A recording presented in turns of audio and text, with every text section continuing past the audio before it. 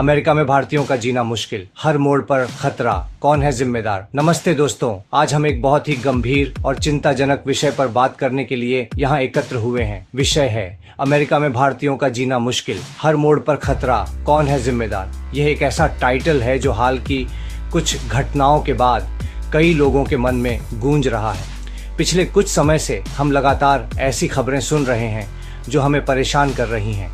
America में भारतीय छात्रों की रहस्यमयी मौतें, भारतीय मूल के लोगों पर हमले और लूटपाट की घटनाएं। ये खबरें न केवल उन परिवारों के लिए दुखद हैं जिन्होंने अपनों को खोया है, बल्कि पूरे भारतीय समुदाय के लिए एक डर का माहौल पैदा करती हैं जो अमेरिका को अवसरों की भूमि मानकर वहां जाते हैं। तो सवाल यह है कि क्या सच में अमेरिका में भारतीयों के लिए जीना मुश्किल हो गया है?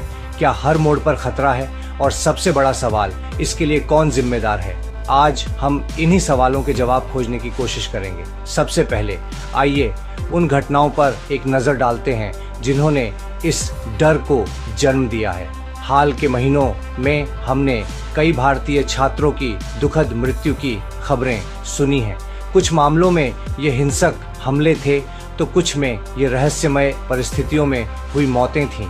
ये घटनाएं अलग अलग शहरों और अलग अलग परिस्थितियों में हुई, लेकिन इन सब में एक बात समान थी, पीड़ित भारतीय थे। इन घटनाओं ने भारतीय अमेरिकी समुदाय में और भारत में बैठे उनके परिवारों में एक स्वाभाविक चिंता पैदा कर दी है। माता पिता अपने बच्चों को हजारों मील दूर भेजते हैं, एक बेहतर भविष्य की उम्मीद में, इस भरोसे के साथ कि वे एक सुरक्षित माहौल में रहेंगे। लेकिन जब ऐसी खबरें आती हैं तो यह भरोसा टूटता है। अब सवाल यह उठता है कि इन घटनाओं के पीछे क्या कारण है?